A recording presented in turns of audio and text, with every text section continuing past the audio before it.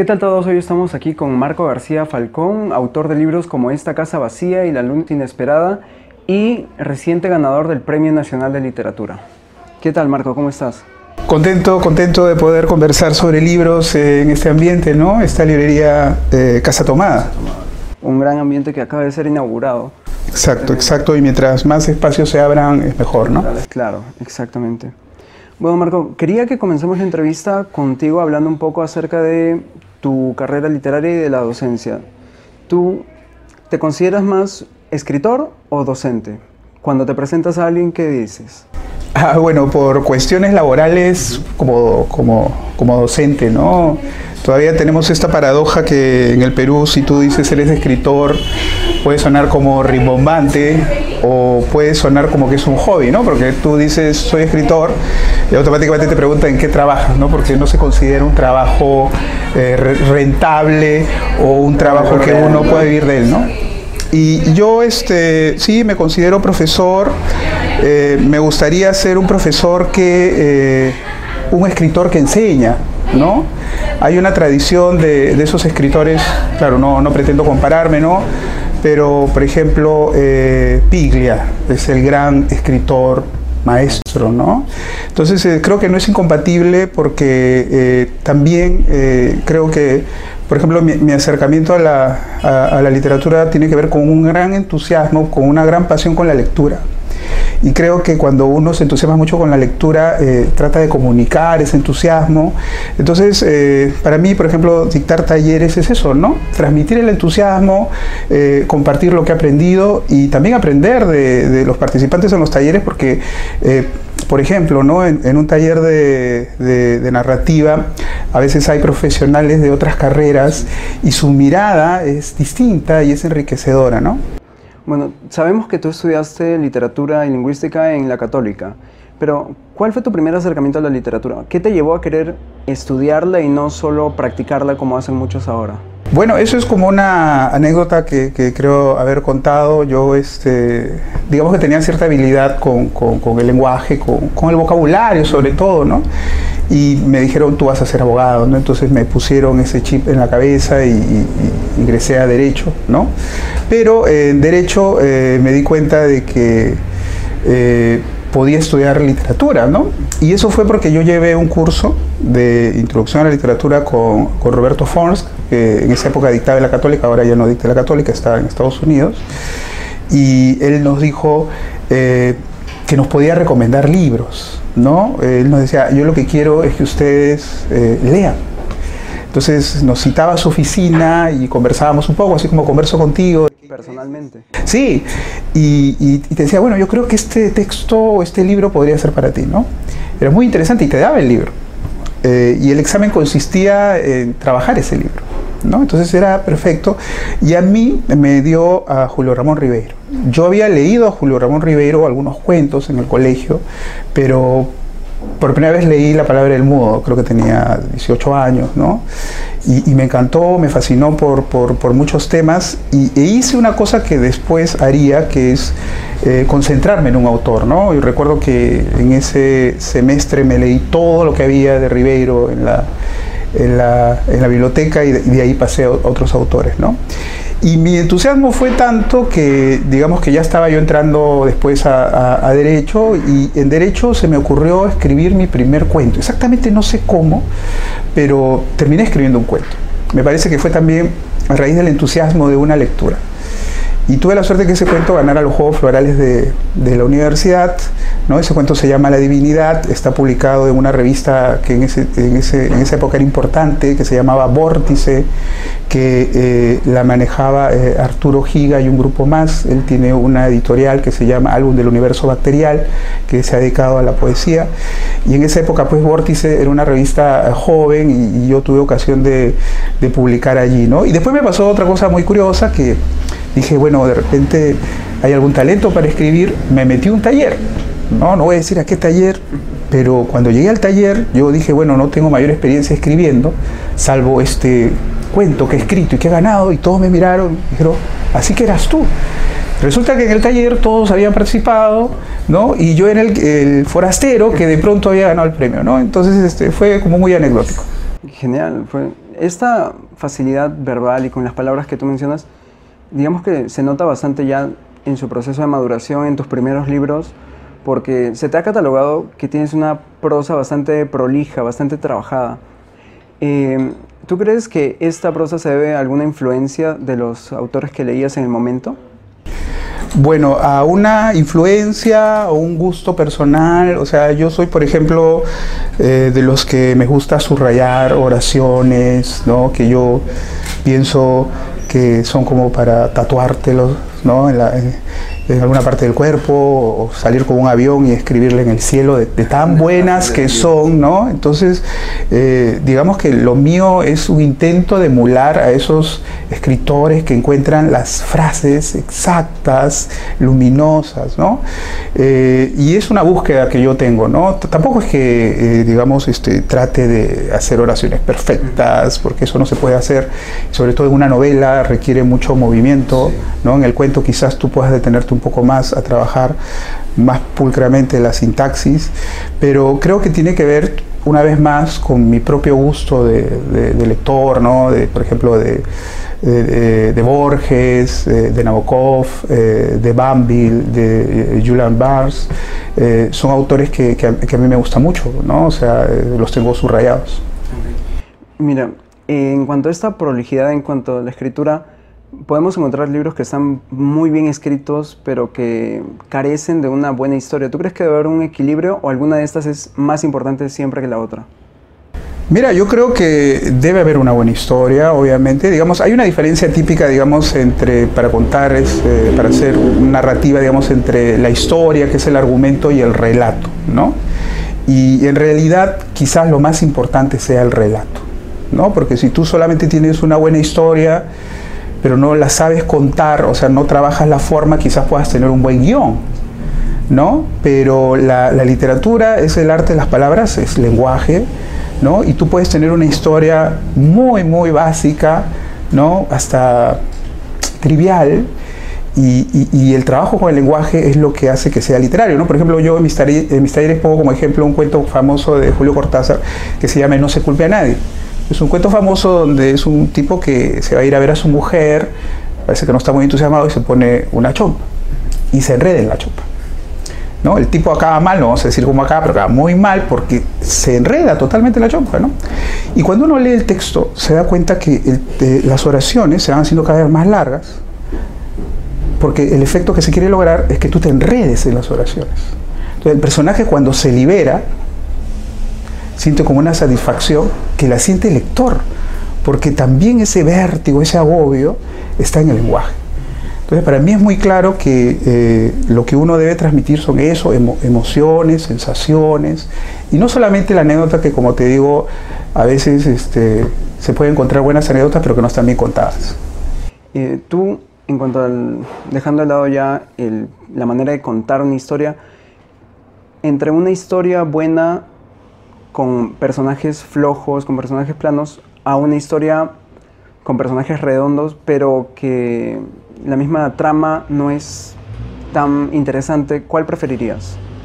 Bueno, yo creo en esa diferencia gruesa que se hace, que el cuento trabaja más la trama, lo que tú dices, la anécdota, y la novela los personajes, ¿no? Hay cuentos donde se trabaja más el personaje, cuentos de personajes, por ejemplo, imaginemos Emma Suns, ¿no? De Borges. Borges tiene varios cuentos de personaje, pero que están muy asociados a la trama, ¿no? Ahora creo que en una novela sí debes construir personajes, pero quizás, por ejemplo, tiene que ver con el punto de vista, ¿no? Por ejemplo, hay novelas, un poco que yo también escribo así, que se centran mucho en el narrador protagonista. Entonces los otros personajes están un poco en diálogo, obviamente también tienen que tener cierto espesor, pero el personaje central, porque es como la mirada desde la que el lector llega a los hechos, es la del narrador protagonista, ¿no? En tus protagonistas, en tus obras, por ejemplo, hablemos de Esta casa vacía, Giovanni Perleche es una persona con muchos defectos, con muchos vicios.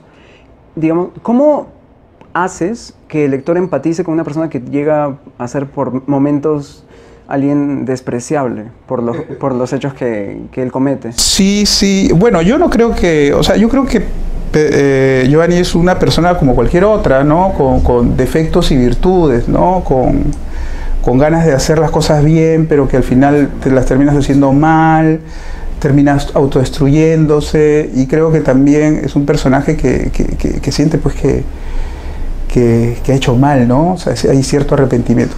Pero yo lo que creo es que uno debe ser, digamos, honesto con el personaje, ¿no? O sea, yo en algún momento, en este caso de esta novela, yo decía, quizás no deba poner estas cosas, porque pueden generar cierta antipatía, o porque no son políticamente correctas, y lo conversé con algunas personas y me decían, no, eso tiene que ir, me dicen, ¿no? Porque, y después, digamos, pensándolo bien, uno cuando logra en algún momento empatizar con un personaje, claro, tú puedes sentir cierto rechazo, pero cuando ya has establecido algún tipo de conexión, te das cuenta de que tú también podrías hacerlo.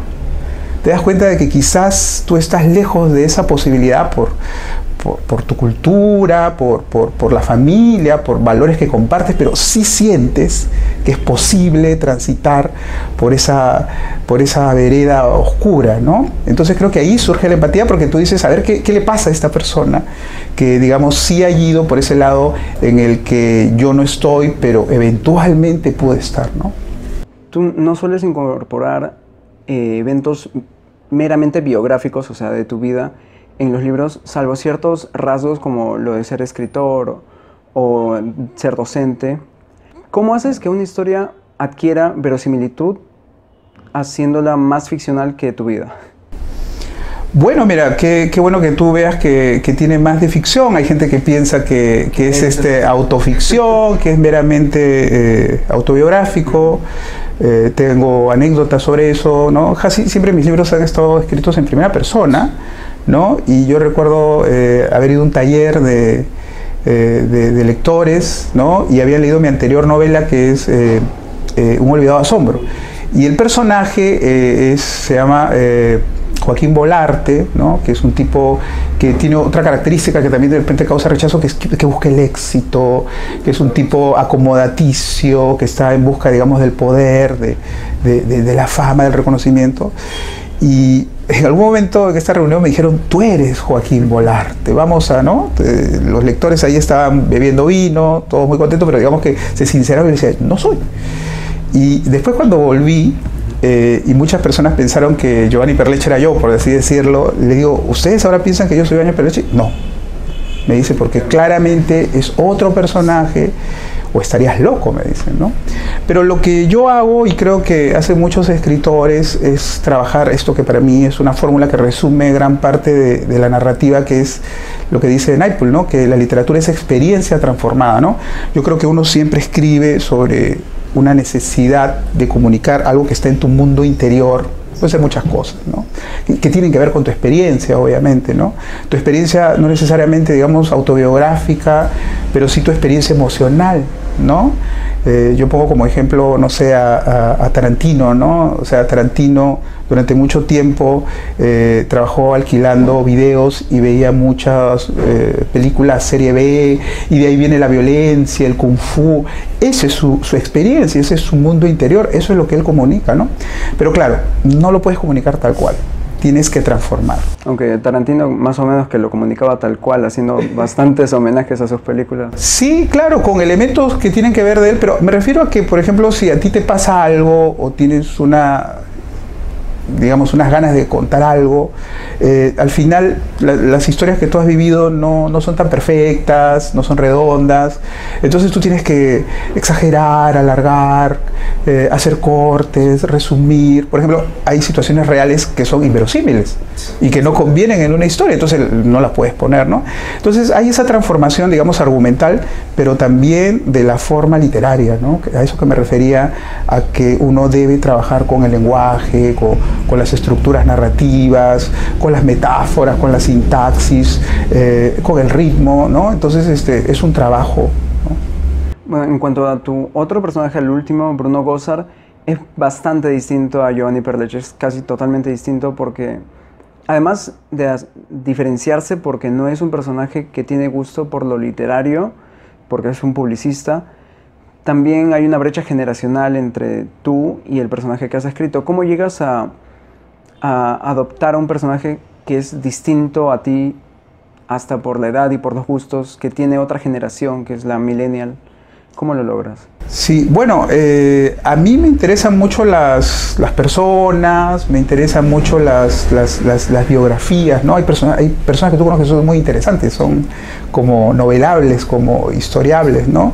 Y lo que pasó acá con La Luz Inesperada es que a mí mis alumnos me contaron una historia que es como el detonante de la novela, y yo me quedé pensando en este joven, ¿no?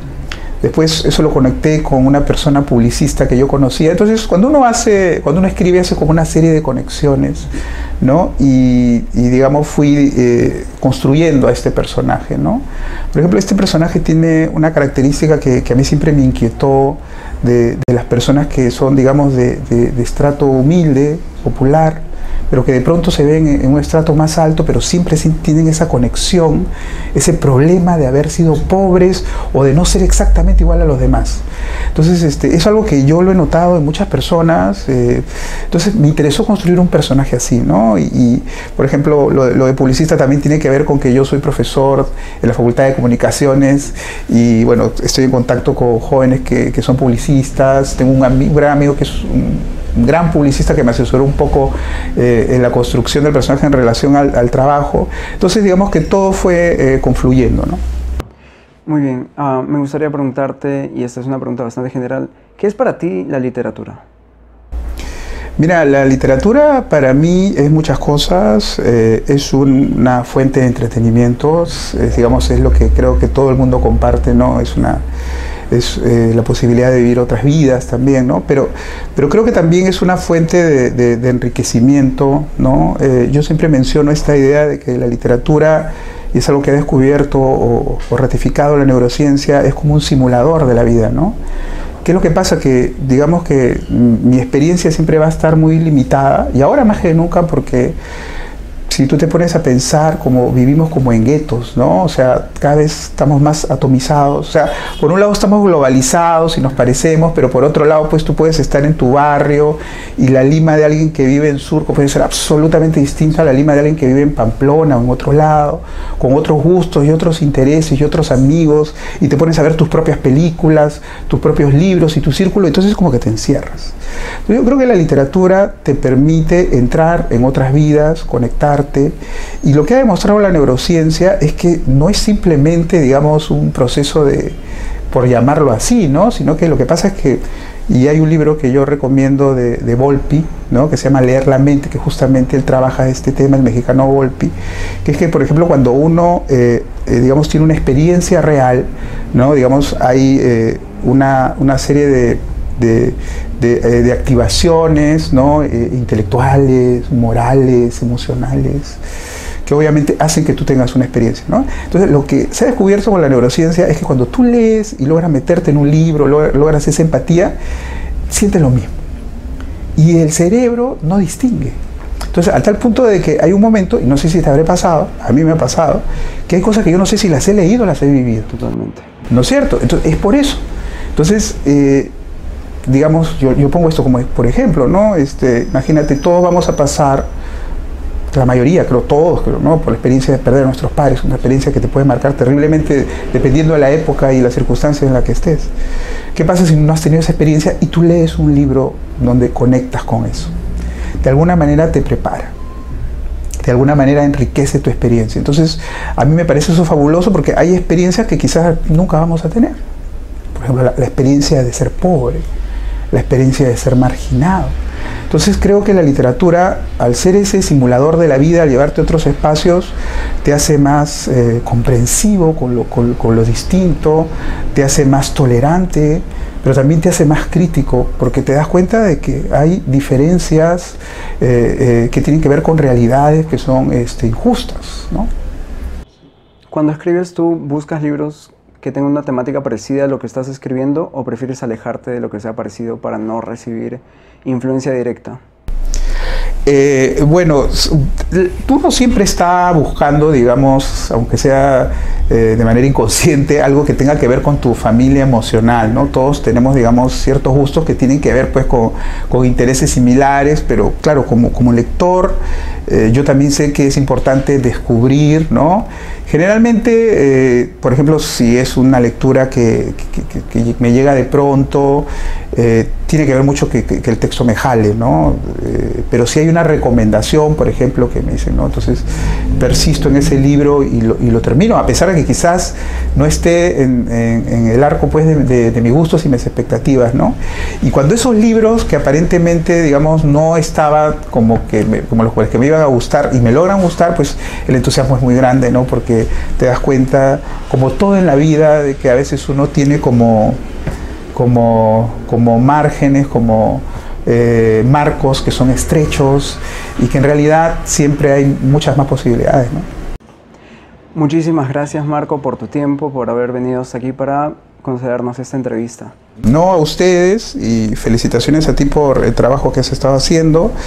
He visto que primero, no sé si en ese orden, has estado haciendo comentarios de libros y ahora entrevistas, y como la misma librería, como tu trabajo, son más espacios, creo que hay que felicitar, ¿no? Y celebrar, porque todos los que estamos en este mundo de la literatura queremos que esto se expanda, ¿no? Y que esto sea, pues, una fiesta. Cuanto haya mayor difusión, mejor. Muy bien, sí. Muchas gracias. Eso ha sido todo por hoy. Muchas gracias por ver el video hasta el final y muchísimas gracias a la librería Casa Tomada por concedernos el lugar para grabar la entrevista. Hasta la próxima.